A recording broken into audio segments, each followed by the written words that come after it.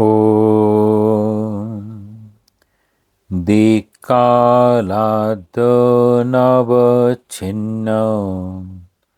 अनन्तचिन्मात्रमूर्तये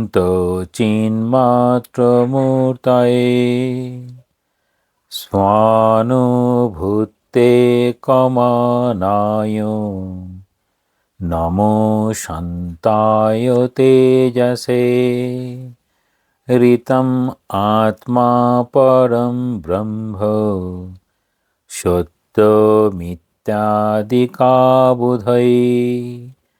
कल्पिता व्यवहारार्थं संज्ञातस्य महात्मनः।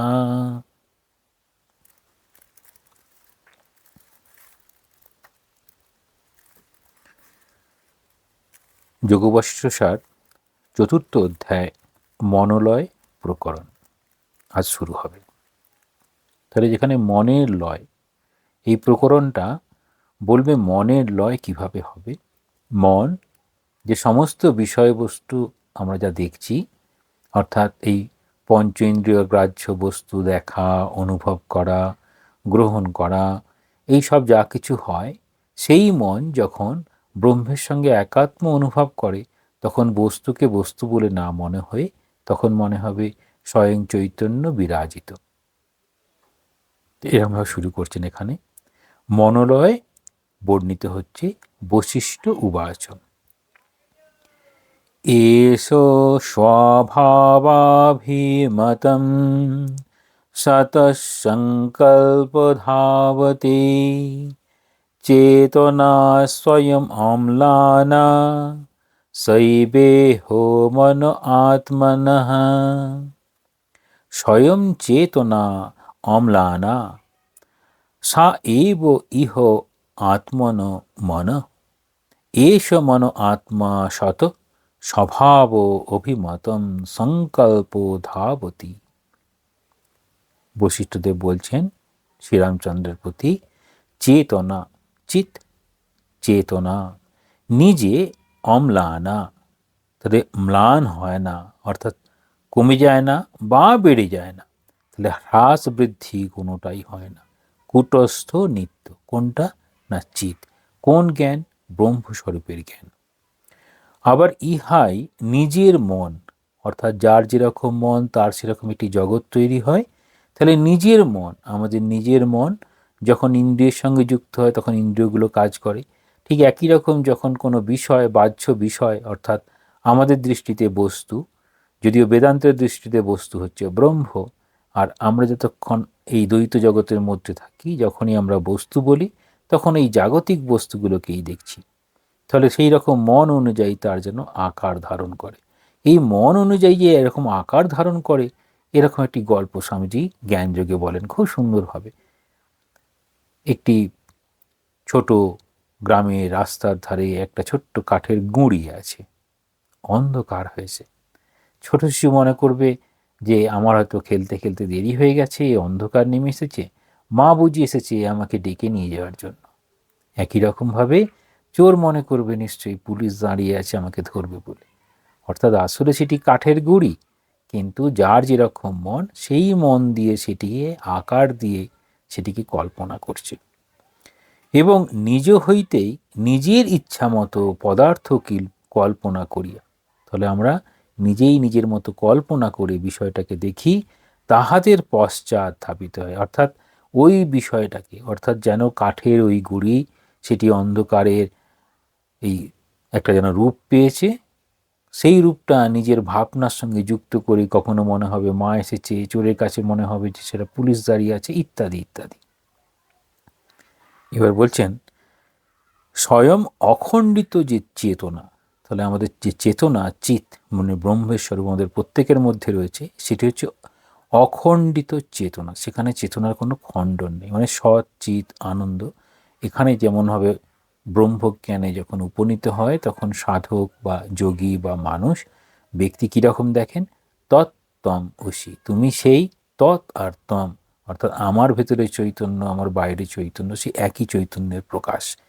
অর্থাৎ স্বয়ং অখণ্ডিত যে চেতনা, অর্থাৎ চৈতন্যময় অন্তঃকরণ, উহাই মন নাম ধারণ করিয়া ইতস্তত ধাবিত হয়।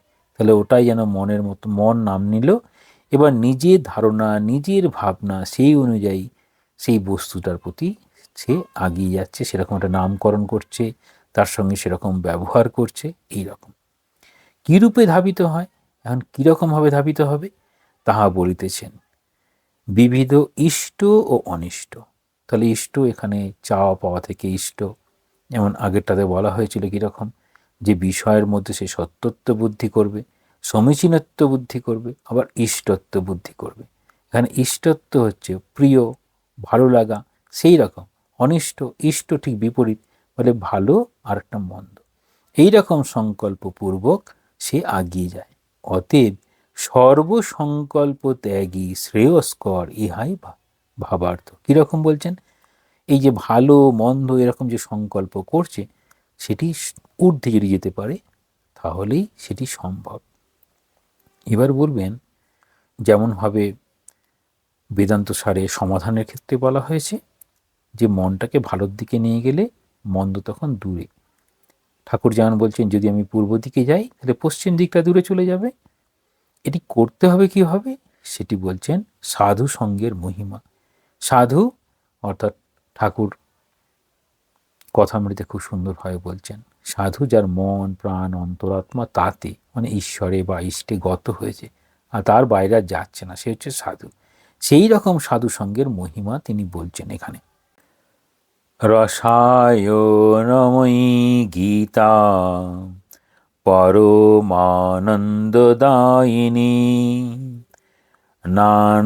নানন্দয়তিকম নাম সাধু সঙ্গতি চন্দ্রিকা। সাধু সঙ্গ সর্বরসে বা সারের বস্তু।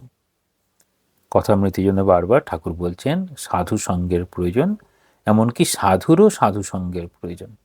যেমন ভক্তের সাধু সঙ্গের প্রয়োজন, সাধুরও সাধু সঙ্গের প্রয়োজন। সাধু সঙ্গ সর্বরসের বা সার বস্তুর আগর, আলয়, মানে সেটি যেন আলয়, মানে যেখানে অবস্থান করে, বাসস্থান আলয়। তাহলে সর্বসার বস্তু কোথায় আছে? না সাধু সঙ্গের মধ্যে রয়েছে। ইহা জ্যোৎস্নার ন্যায় পরম আনন্দদায়িনী বলিয়া শাস্ত্র কর্তৃক গীত হইয়াছে। তাহলে এই জ্যোৎস্নার ন্যায় পরম আনন্দময়। তাহলে শ্রীমা সারদা দেবী চাঁদের দিকে তাকিয়ে বলছেন, চাঁদ যেরকম নির্মল ওরকম আমাকে করে দাও, কলঙ্ক বর্জিত নির্মল খালি যেন থাকে। তাহলে সেটি হচ্ছে এরকম জ্যোৎস্নার ন্যায় পরম আনন্দময়। ইহা কাহাকে আনন্দ না দেয়, অর্থাৎ চাঁদের আলো সকলকে আনন্দ দেয়।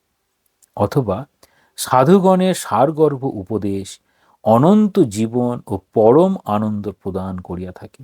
তো সাধুগণের সারগর্ভ উপদেশ, তাহলে সাধুর কি হয়েছে? না সকল যার, সাধু বলতে কাকে বোঝায়? কে সাধু? না যার সকল স্বাদ পূর্ণ হয়েছে, জগতের যত কামনা বাসনা সব তার পূর্ণ হয়ে গিয়ে এখন কোথায় পূর্ণত্ব প্রাপ্ত হয়েছে? না ব্রহ্মজ্ঞান লাভ করে তার পূর্ণতা প্রাপ্ত হয়েছে, বা তার ইষ্টের দর্শন বা ইষ্টর ভজন, এইরকম করে।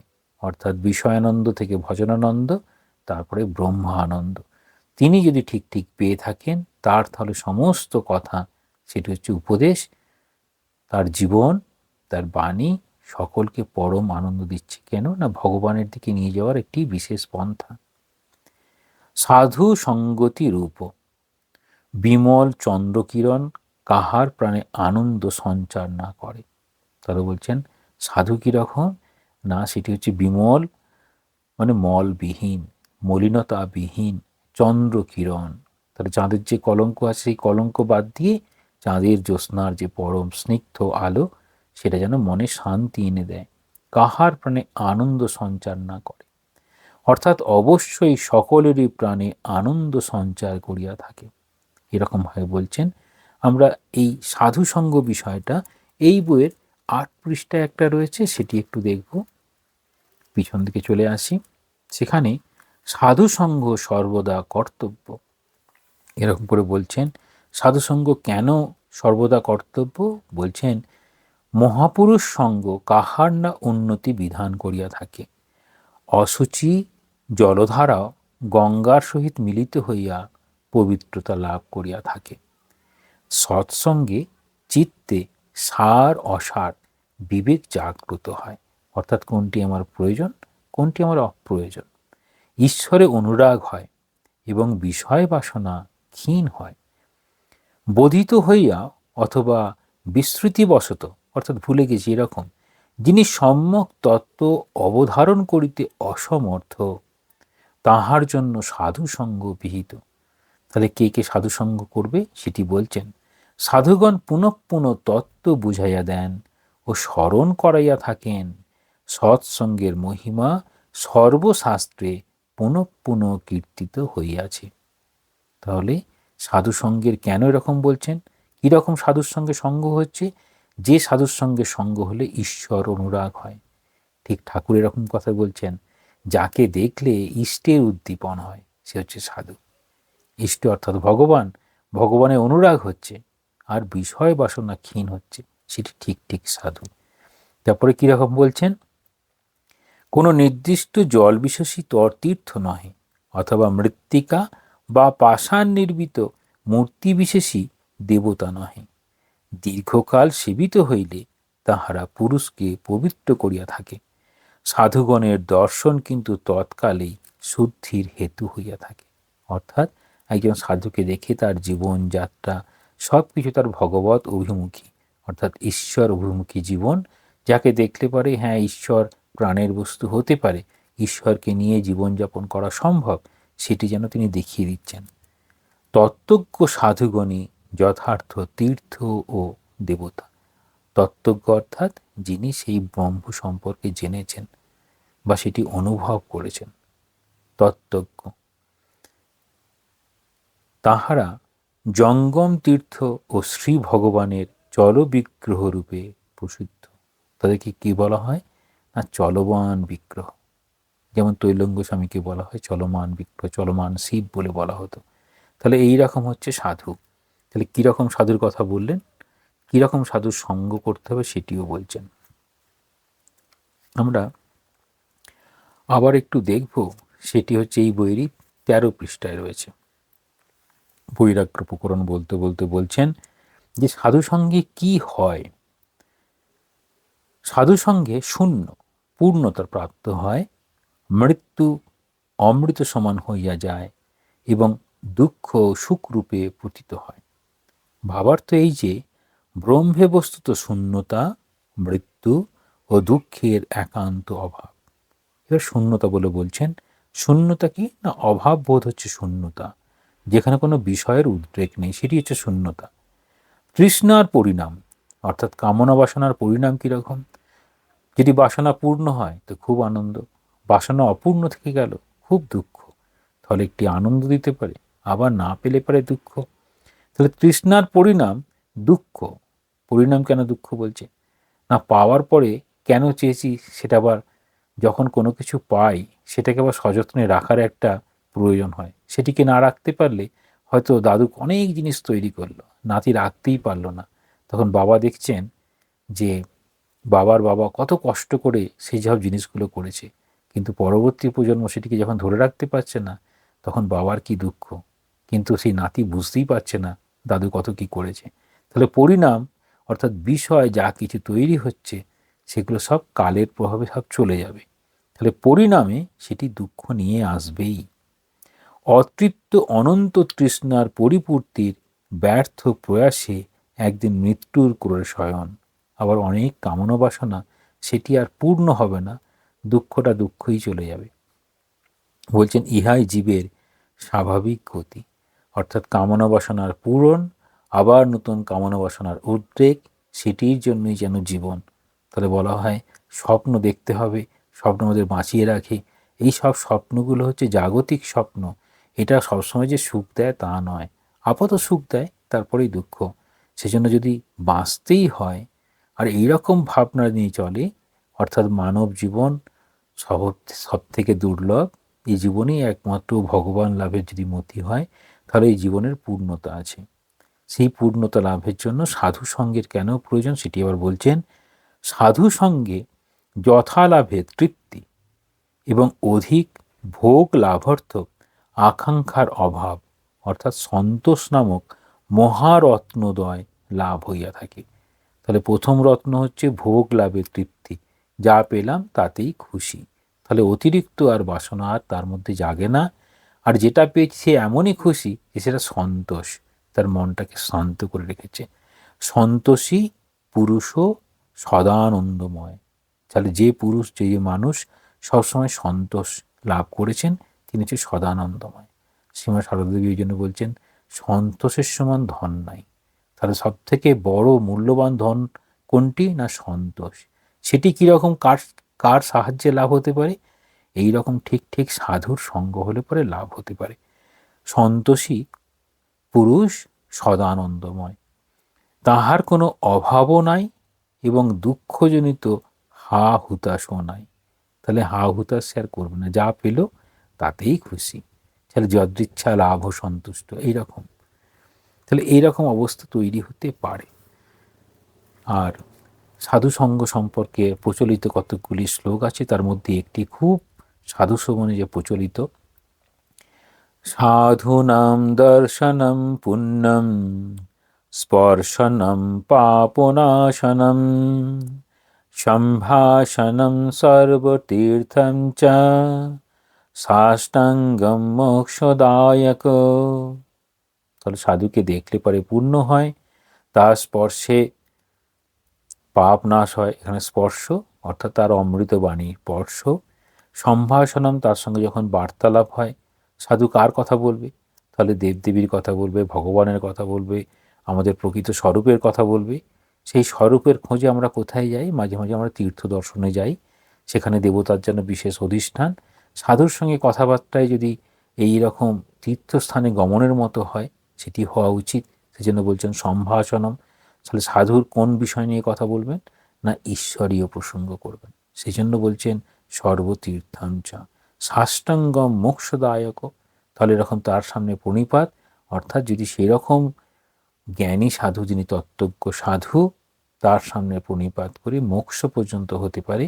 আমরা যদি মনে করি শ্রীরামকৃষ্ণ একদিকে রয়েছেন, আরেকদিকে শ্রীরামকৃষ্ণের পাদস্পর্শে যার মোক্ষ লাভ হয়েছে বলে বলা হয়, সেটি রসিক ম্যাথরের কথা আমরা ভাবতে পারি। রসিক ম্যাথর একদিন ঠাকুর গঙ্গার দিক থেকে আসছেন, তো রসিক ম্যাথর ঠাকুরের পায়ে পড়ে প্রার্থনা করছেন, আমার প্রভু আমাকে কৃপা করতে হবে। তাহলে ওই রকম সাধু মহাত্মা যদি হয় শ্রীরামকৃষ্ণের মতো, বা ওই রকম কাছাকাছি যাদের কাছে ওই রকম জ্ঞান আছে, যারা দিতে পারেন, ঠিক সেই রকম তিনি মোক্ষ পর্যন্ত দিতে পারেন। তাহলে সেই রকম তত্ত্বজ্ঞ সাধু যদি সাষ্টাঙ্গে প্রণিপাত করা যায়, সেটি সম্ভব। সাধারণ সাধুদের কথা কিন্তু এখানে বলা হয় না। এখানে সবসময় বলা হচ্ছে কীরকম সাধু? না তত্ত্বজ্ঞ সাধু। সেই জন্য সেই সাধুগণের উপদেশ কীরকম? সার গর্ভ উপদেশ, সারা জীবনের উপদেশ। ভগবানই একমাত্র সত্য, ভগবানকে ধরেই থাকতে হবে, ভগবানকে না ধরে থাকলে এই সংসারে সুখ শান্তি এসব আসে যায় চলে যায়, কিন্তু ভগবানই আমাদের একান্ত আপনার। এইরকম করে ভগবান যে আমাদের একদম প্রাণের বস্তু, সেটি বোঝাতে সক্ষম হয় এই রকম ধরনের সাধু। তত্ত্বজ্ঞান প্রকরণের পরে মনোলয় প্রকরণ, এই 4র্থ অধ্যায়ের 2য় শ্লোক পড়ছি। ব্যাপক পরমেশ্বর হইতেই এই জগৎ সৃষ্টি। এই জগতের সৃষ্টি কীরকম? এই যে সর্বব্যাপী যে পরমেশ্বর, সেই ব্রহ্ম সর্বভূতে রয়েছেন, সর্বম খলু ইদম ব্রহ্ম, সেই ব্রহ্ম সব জগৎ ব্যপ্ত হয়ে আছে, সেখান থেকে এই সব সৃষ্টি। এতস্মাৎ সর্বগাদেবাৎ সর্বশক্তের মহাত্মনঃ বিভাগ কল্পনা শক্তি লহরীবোত্থিতাম্ভস। এতস্মাৎ সর্বগাৎ সর্বশক্তে মহাত্মনঃ দেবাৎ বিভাগ কল্পনা শক্তি অম্ভস লহরী ইব উত্থিতা। অর্থাৎ সর্বব্যাপক সর্বশক্তিমান অপরিচ্ছিন্ন এই পরমেশ্বর, ব্রহ্মের স্বরূপ বলা হলো, যিনি সর্বব্যাপক, তিনি সব জায়গায় অমনিপোটেন্ট, অমনিসিয়েন্ট, অমনিপ্রেজেন্ট। সেই রকমভাবে বলা হচ্ছে তিনি সর্বব্যাপক, সর্বশক্তিমান, অপরিচ্ছিন্ন। এই পরমেশ্বর হইতেই এই বিশ্ব বিভাগ রচনাময়ী শক্তি। তাহলে কীরকম বলছেন না, এই রকম যা কিছু তৈরি করছে আর কি, সর্বব্যাপক, সর্বশক্তিমান, অপরিচ্ছিন্ন, এই পরমেশ্বর হইতেই এই বিশ্ব বিভাগ রচনাময়ী শক্তি জল হইতে তরঙ্গের ন্যায় উত্থিত হইয়াছে। ঠাকুর বারবার বলতেন এই জলেরই তরঙ্গ বা জলেরই ঢেউ, ঢেউয়ের জল নয়। ঠিক একই রকম এই যে জল, জলেরই তেমন তরঙ্গ হচ্ছে, সেই তরঙ্গগুলো উঠছে ঢেউ, আমরা ঢেউ দেখছি, আসলে সেটি জল রয়েছে। সর্বব্যাপী, জগৎ ক্রীড়ারূপধারী, সর্বশক্তিমান, সর্বগুণাধার, এই পরমেশ্বর হইতেই জগৎ বৈচিত্র্য রচনা শক্তি উত্থিত হইয়াছে। এরকম বলছেন জগতে যে উত্থিত হয়েছে কার থেকে সেটি বলছেন। জল হইতেই তরঙ্গ, যেরূপ আবির্ভূত হয় সেই রূপ। তাহলে জল হইতে তরঙ্গ যেরূপ আবির্ভূত হচ্ছে সেই রকম, অর্থাৎ জল রয়েছে অনন্ত সলিল রাশি, সমুদ্র, সমুদ্রের কিনারে সবসময় ঢেউ, সেই ঢেউটা জলের জন্য হচ্ছে। তাহলে তরঙ্গ জলই, জল ভিন্ন আর কিছুই নয়। তাহলে একটা তরঙ্গ, স্বামীজি খুব সুন্দর উদাহরণ দিচ্ছেন কীরকম না, খুব ছোট ছোট বাবল অর্থাৎ বুদবুদ, সেটা এরকম সাধারণ মানুষ আমরা, তার থেকে একটু বড়, তার থেকে একটু বড় শক্তিমান মানুষ, যার মধ্যে বেশি শক্তি আসে, আর খুব বড় বাবল যেটা একটা রকম ঢেউ তৈরি করতে পারে, এরকম যদি বাবল হয়, সেগুলো হয়ে গেল মহাপুরুষ।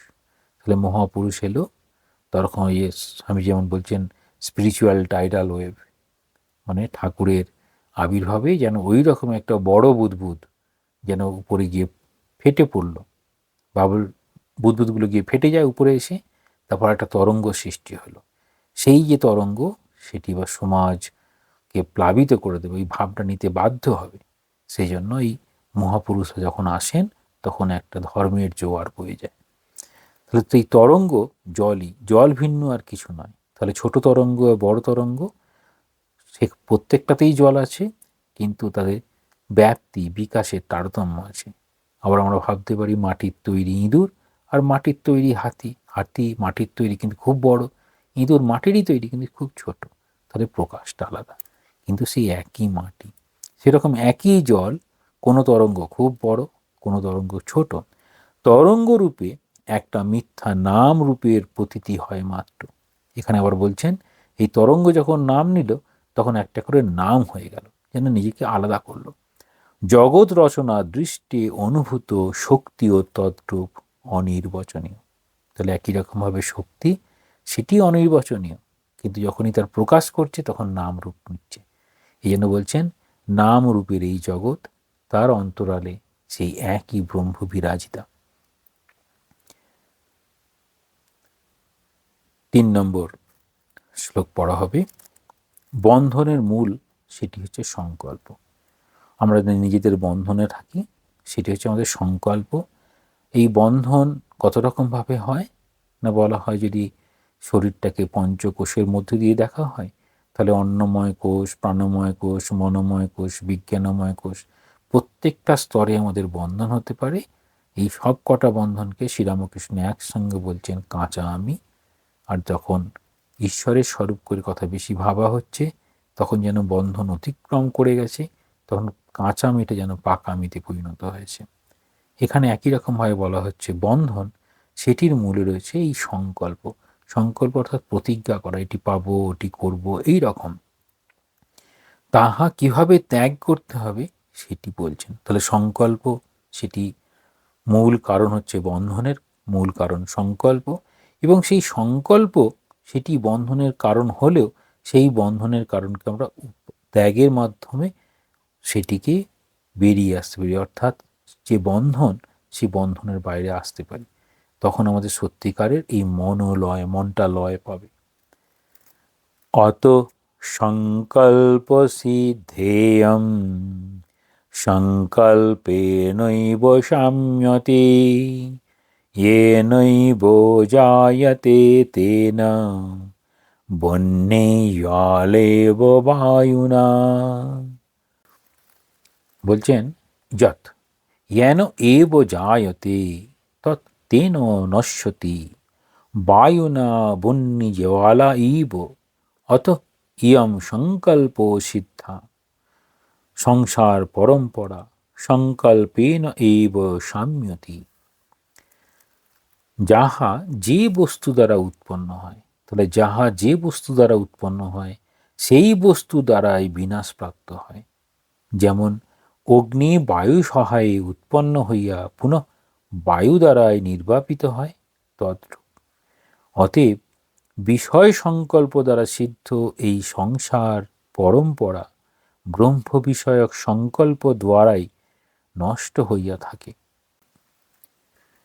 কিরকমে বলা হচ্ছে, যে বস্তু যে নিমিত্ত দ্বারা উৎপন্ন, তাহলে একটা নিমিত্ত কারণ হয় আর একটা উপাদান কারণ। তাহলে যে বস্তু যে নিমিত্ত দ্বারা উৎপন্ন হয়, তাহলে নিমিত্ত কারণে উৎপন্ন হয়েছে আর উপাদান কারণটা সেখানে রয়েছে, সেই নিমিত্ত দ্বারাই তাহা নষ্ট হয়। মনে করি মাটি রয়েছে, কুমোর রয়েছে, সেই মাটি থেকে কুমোর একটা ঘর তৈরি করতে পারে, আবার কুমোর সেই ঘরটাকে ভাঙতেও পারে, কিন্তু মাটির আর পরিবর্তন করতে পারবে না। মাটিটাকে বড় জোর পোড়াতে পারবে, আবার মাটিতে পরিণত হয়ে যাবে। তাহলে এটা কীরকম বলছেন, যেটি যে তৈরি করে সেটি সে নিজেই ভাঙতে পারে। একই রকমভাবে বলা যায় ঈশ্বরের এই নিয়ম তৈরি হয়েছে, ঈশ্বরের নিয়মেই সেটি ভাঙতে পারে। আমরা মনে করতে পারি দক্ষিণেশ্বরে ঠাকুরের সেই বলা কাহিনী বলা ভালো, জবা গাছে লাল ফুল হয়, আর একদিন দেখছেন জবা গাছে লাল ফুল সাদা ফুল দুটোই হয়েছে। বলছে যার নিয়ম তিনি সেই নিয়মটা ভাঙতে পারেন। তাহলে এখানে বলছেন যিনি নিয়ম করেছেন তিনি যেমন ভাঙতে পারেন, একজন কর্তাকে ধরে নেওয়া হলো, একজন কর্তা আসে যিনি নিয়ম তৈরি করছেন, তিনি ভাঙছেন। তাহলে এরকম আমাদের মধ্যে কর্তা কীরকম, যা মন, সে যেটা ভাবছে সে তার বিপরীত ভাবনাটাও সে ভাবতে পারে। যে বস্তু যে নিমিত্ত দ্বারা উৎপন্ন হয়, অর্থাৎ যে গঠনটা করেছে সেই নিমিত্ত দ্বারাই তাহা নষ্ট হয়। ইহা বহ্নিজ্বালা আদিতে, বহ্নিজ্বালা অর্থাৎ আগুন দৃষ্টিগোচর হইয়া থাকে। বহ্নিজ্বালা বায়ু দ্বারা উৎপন্ন হয়। তাহলে আগুন জ্বলছে, বাতাস দিলে পরে খুব জ্বলতে থাকে, আবার খুব জোরে বাতাস দিয়ে দিলে তখন আগুনটা নিভে গেল। পুনঃ উহা বায়ু দ্বারাই নির্বাপিত হয়। অতএব সংকল্প দ্বারা সিদ্ধ এই সংসার পরম্পরা সংকল্প দ্বারাই নষ্ট হইবে। তাহলে একটা সংকল্প করা হলো, আবার একটা অন্য সংকল্প করলে, বিপরীত সংকল্প করলে তখন সেটি চলে যাবে। সেটি রকম বলছেন, যেটি বিবেচনীতে খুব সুন্দর বলছেন, সূর্যের সামনে একটা মেঘ এসে হাজির হলো, আবার সেই মেঘটাকে এনেছিল, বলছে বাতাস সেই মেঘটাকে এনেছিল। বলছে মেঘটাকে নিয়ে চলে যাওয়ার জন্য আবার কে কাজ করতে, বলছে বাতাস, আবার বাতাস চলে এলো, মেঘটাকে সরিয়ে দিল। সূর্যের যেমন আলো ছিল সেরকম আলো এলো। ঠিক সেই রকম মন এরকম তার ক্ষমতা আছে, সে চাইলে সংসারের মধ্যে রাখতে পারে, আবার সে চাইলে সংসারের বাইরে নিয়ে যেতে পারে। তাহলে বলছেন অতএব সংকল্প দ্বারা সিদ্ধ এই সংসার পরম্পরা, মানে একটার পর একটা যে সংকল্প আসছে, সংকল্প দ্বারাই নষ্ট হইবে। ধনাদি বিষয় সংকল্প হইতে উৎপন্ন এই সংসার ব্রহ্ম বিষয় কল্পনা সংকল্প দ্বারাই নষ্ট হয়, ইহাই তাৎপর্য। তাহলে একটা মনের ভাবনা, কামনা, বাসনা এসব মন তৈরি করলো, ধন ইত্যাদি অর্থাৎ অর্থ সম্পদ এইসব নিয়ে সংকল্প করলো, সেখান থেকে এই সংসারের প্রাচুর্য সব কিছু এলো, আবার সেই মনটাকে সে ভগবানের দিকে নিয়ে গেল, তখন সে ভগবানকে পেয়ে গেল, তখন এই সংকল্পগুলো সরে গেল। সেটিকে বলছেন শুভ বাসনা দ্বারাই অশুভ বাসনা দূর করিতে হইবে। শুভ বাসনা দ্বারাই অশুভ বাসনা দূর করিতে হইবে। কারণ এই যে বাসনা অর্থাৎ আমাদের মনে তখনও এই রজগুণটি রয়েছে, মানে কাজ কর্ম করার তার ইচ্ছে হয়েছে, তাহলে তার কিছু একটা বাসনা আছে, এটা করতে হবে ওটা করতে হবে। তাহলে যেটি সে করছে সেই বাসনার ভাবটাকে যদি পরিবর্তন করে দেওয়া হয়, আমাদের ভাবটার পরিবর্তন যদি ঘটানো সম্ভব হয়, তাহলে বিষয়টাই পাল্টে যাবে। ঠাকুর যেন বলছেন মোড় ঘুরিয়ে দাও, মানে একটা দিকে যাচ্ছে তার মোড়টাকে ঘুরিয়ে দাও। কোন দিকে ঘুরিয়ে দেবে? না সংসারের দিকে যে মনটা যাচ্ছে সেই মনটাকে ভগবানের দিকে ঘুরিয়ে দিতে হবে, তাহলে সেটি ভগবানের দিকে চলে যাবে। অশুভ বাসনা হইতেই অশুভ সংকল্পের উৎপত্তি হয়, তা হইতে কাম জাত হইয়া থাকে। এখানে অদ্ভুত হবে, তাহলে শুভ আর অশুভ কোনটা শুভ কোনটা অশুভ? না যা কিছু আমাদের ভগবানের দিকে নিয়ে যায় সেটি শুভ, যা কিছু ভগবান থেকে দূরে নিয়ে যায় সেটি অশুভ। এরকম খুব সহজেই বোঝা যায়। যে জন্য বলছেন যে কোনো কামনা, যা কিছু জাগতিক কামনা বাসনা সবই সেই অশুভ বাসনারই প্রয়োগ। তাহলে একটা প্রথমে নিম্নতর বাসনা ছিল, তার থেকে একটু উচ্চতর বাসনা, সেটারই শুভ বাসনা, সেখান থেকে আরেকটু শুভ বাসনা, আরেকটু শুভ বাসনা। কেবলমাত্র ওই যখন উত্তম ব্রহ্ম সদ্ভাব, অর্থাৎ সব থেকে উত্তম কি হবে? না সদা সর্বদা যদি ব্রহ্ম সদ্ভাব এটি আসে। কামই পুরুষকে সংসার দুঃখে পতিত করে, তাহলে চাওয়া পাওয়ার এই যে জগৎ, সেটিই আমাদেরকে দুঃখে পতিত করে। বাসনা দ্বিবিধা প্রোক্তা শুদ্ধা চ মলিনা তথা, মলিনা জন্ম হেতু স্যাৎ শুদ্ধা জন্ম বিনাশিনী। শুদ্ধ ও মলিন ভেদে বাসনা দুই প্রকার, তাহলে একটি শুভ বাসনা, একটি অশুভ বাসনা। শুদ্ধ সেটি শুভ, মলিন অর্থাৎ মল যুক্ত আছে, মলিন ভেদে বাসনা দুই প্রকার হলো। মলিন বাসনা জন্মের হেতু, তাহলে মলিন বাসনা অর্থাৎ আমার যা চাওয়া পাওয়া বাসনার লেশমাত্র থাকতে আমাদের মুক্তি নেই, অর্থাৎ আমাদের প্রারব্ধ কর্ম সেটি শুভ অশুভ মিশ্রিত হয়ে সেখানে নিশ্চয়ই পাওয়ার কিছু ছিল, সেই জন্য বর্তমান জন্ম হয়েছে। তাহলে সেই মলিন বাসনা জন্মের হেতু, আর শুভ বাসনা মোক্ষের হেতু জানিতে হইবে। আমরা এখন পৃষ্ঠা 20 পৃষ্ঠায় দেখব এই শুদ্ধ বাসনা মলিন বাসনা কি সেই সম্পর্কে ওখানে বলা হয়েছিল। সেখানে সাধু সঙ্গে তত্ত্বকথা পুনঃ পুনঃ স্মরণ হয় ও তাহাতে বুদ্ধি সংস্কার সঞ্চিত হয়। তাহলে কোন বুদ্ধি হবে? না সেই যে বুদ্ধিতে সৎ সংস্কার হতে পারে, তাহলে সেই বুদ্ধিতে সৎ সংস্কার এলো, ক্রমশ বুদ্ধি শুদ্ধ হয়। তাহলে বুদ্ধি সেটিকে শুদ্ধ বুদ্ধি, তাহলে শুদ্ধ মন শুদ্ধ বুদ্ধি শুদ্ধ আত্মা একই। তাহলে ক্রমশ বুদ্ধিটা শুদ্ধ হচ্ছে, কেন? না তাতে সৎ সংস্কার যুক্ত হচ্ছে। দুর্বাসনা প্রভাবে, তাহলে বাসনা সেটিতে দুর্বাসনা প্রভাবে সাধুসঙ্গ যাহাদের রুচিকর হয় না, তাহলে দুর্বাসনা হলে পারে তখন সাধুসঙ্গ ভালো লাগে না। ঠাকুর বলছেন দক্ষিণেশ্বরে এসেছেন, ঠাকুরের কাছে বসেছেন, ঠাকুর বুঝতে পারছেন যে তার এখনো সময় হয়নি, তখন বলছেন তোমরা একটু নৌকায় গিয়ে ঘুরে এসো বা একটু বাগানের দিক থেকে ঘুরে এসো, কারণ তাদের তখনও এই রকমভাবে সাধু সঙ্গেও ততটা রুচিকর হচ্ছে না। হয়তো সৌভাগ্যক্রমে এসে পড়েছিল ঠাকুরের কাছে এরকম, কিন্তু ঠাকুর বুঝতে পারছেন, সঙ্গে সঙ্গে তাদেরকে বলছেন যে তোমরা একটু নৌকায় বেরিয়ে এসো, গঙ্গার ঘাটে যাও, একটু বাগানের দিক থেকে ঘুরে এসো। তাহলে স্বয়ং অবতারের সঙ্গে সাক্ষাৎকার হয়েও যদি মনের ভাবনায় দুর্বাসনা থাকে, তাহলে সাধু সঙ্গ তখন কিছু হবে না। তাহারা দুর্বাসনার হাত হইতে পরিত্রাণ পাইবার জন্য শুভ বাসনার অভ্যাস দ্বারা দুর্বাসনা জয়ের চেষ্টা করিবে। যখন এরকম যে সাধুসঙ্গ ভালো লাগছে না, আস্তে আস্তে কী করতে হবে? না শুভ বাসনা এবং অভ্যাস, তখন দুর্বাসনা জয়ের চেষ্টা করবেন। ক্রোধকে ক্ষমা দ্বারা, এটা ভগবান বুদ্ধ বলেছেন, অক্রোধেন জিনে ক্রোধম, এরকম বলছেন, অক্রোধেন জিনে ক্রোধম, অক্রোধ দিয়ে ক্রোধকে জয় করবে, এরকমভাবে বলছেন। লোভকে দোষ দৃষ্টি দ্বারা, এই রূপে দৈবী সম্পদের অভ্যাস করিতে হয়। তাহলে দৈবী সম্পদ আমরা গীতায় দেখি দৈবাসুর সম্পদ বিভাগযোগ, তাহলে দৈবী সম্পদ আমাদের অভ্যাস করতে হবে ক্রোধকে ক্ষমা দ্বারা, লোভকে দোষ দৃষ্টি দ্বারা। কিন্তু দুর্বাসনা অতি প্রবল হইলে এইরূপ উপায়ও তাহা জয় করিতে পারা যায় না। তখন সর্বশেষ উপায় হচ্ছে প্রাণায়াম বা প্রাণ নিরোধ, অর্থাৎ প্রাণায়ামের চেষ্টা। প্রাণের নিরোধ দ্বারা তখন মনকে নিরোধ করিবার চেষ্টা করিতে হয়। তাহলে বলছেন সাধু সঙ্গ তার মাধ্যমেও হতে পারে এই দুর্বাসনা থেকে সুবাসনা অর্থাৎ শুভ অভ্যাস। শুভ অভ্যাস যে অভ্যাসের দ্বারা ভগবানের দিকে মন যায় সেটি শুভ অভ্যাস। বলছেন এবার ব্রহ্ম অনুসন্ধান দ্বারাই সর্ববাসনা ও সংকল্পাদি ক্ষীণতা প্রাপ্ত হয়। ব্রহ্মের অনুসন্ধান এটা তখনই একমাত্র সর্ববাসনা এবং সংকল্প ক্রমশ ক্ষীণ হবে। তাহলে হচ্ছে অশুভ বাসনা থেকে শুভ বাসনা, শুভ বাসনা থেকে তারপর এই ব্রহ্ম অনুসন্ধান। তাহলে কীরকম হচ্ছে?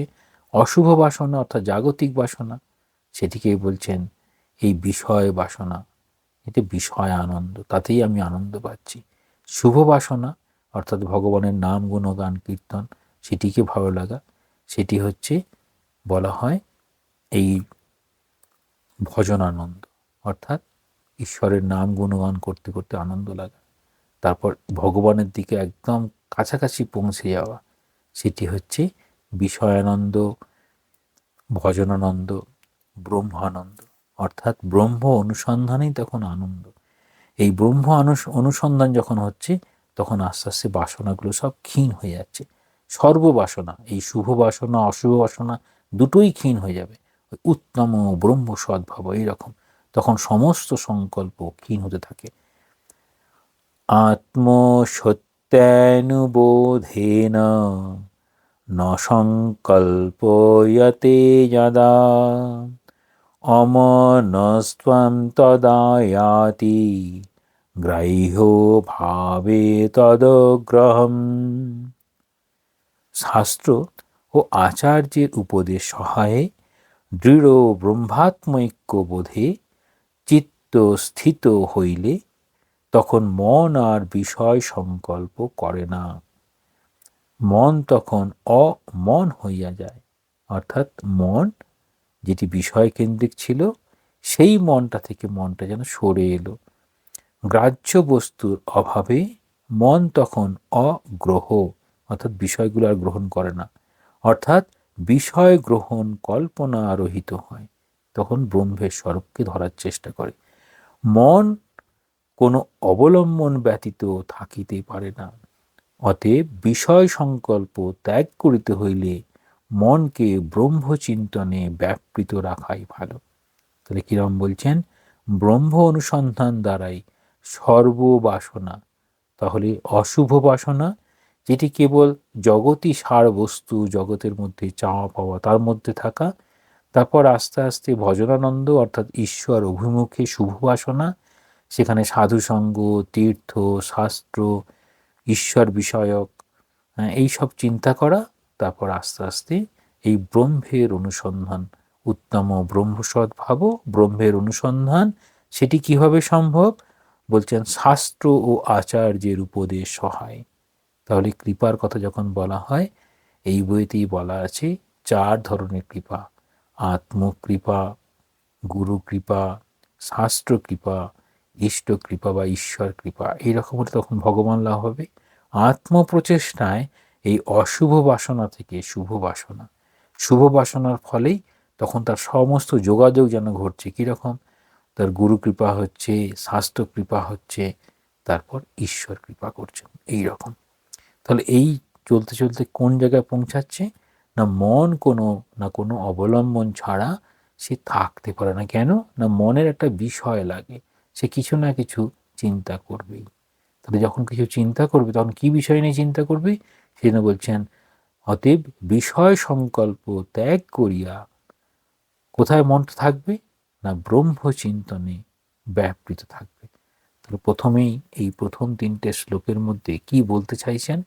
যে মন কি করে, সেই মনকে কিভাবে এই জাগতিক বাসনা থেকে শুভ বাসনার দিকে নিয়ে যাওয়া যায়, আর শুভ বাসনা পরিশেষে কোথায় গিয়ে পৌঁছায়, অর্থাৎ ব্রহ্মচিন্তনে গিয়ে শেষ হয়। তাহলে মনের যদি লয় হয়, সেই লয়টা প্রথমে একটা কোনো না কোনো বিষয় ছাড়া সে থাকতে পারে না, তাকে শেষ পর্যন্ত এই ব্রহ্মচিন্তনের বিষয় দেওয়া হলো। এগুলো হচ্ছে সবিকল্প সমাধির দিকে যাবে। তারপরে মন যেখানে লয় হয়ে যাবে, অর্থাৎ জ্ঞান জ্ঞেয় জ্ঞাতা এক হয়ে যাবে, তখন সেটি নির্বিকল্প সমাধি। তাহলে এখন বলছেন এই মনোলয়ের প্রকরণে সেখানে সাধু সঙ্গের মহিমা, বন্ধন, সমস্ত বন্ধনের মূল হচ্ছে সংকল্প। সাধারণত সংকল্প হচ্ছে অশুভ বাসনা, জাগতিক চাওয়া পাওয়া বা ভগবান থেকে বা ভগবানকে ভুলে থাকার ভাবনাটাই হচ্ছে অশুভ বাসনা। সেখান থেকে ভগবানের দিকে যাতে মন যায়, সেই জন্য শুভ বাসনা, সেখানে সাধু সঙ্গ প্রয়োজন, সেখানে তীর্থের প্রয়োজন, শাস্ত্রের প্রয়োজন ইত্যাদি। তারপর সেখান থেকে আসছে শাস্ত্র আচার্যের উপদেশ, সেই অবলম্বনে ব্রহ্মকে চিন্তা করার সামর্থ্য। ওম শান্তি শান্তি শান্তি। হরি ওম তৎসৎ। শ্রীরামকৃষ্ণার্পণমস্তু।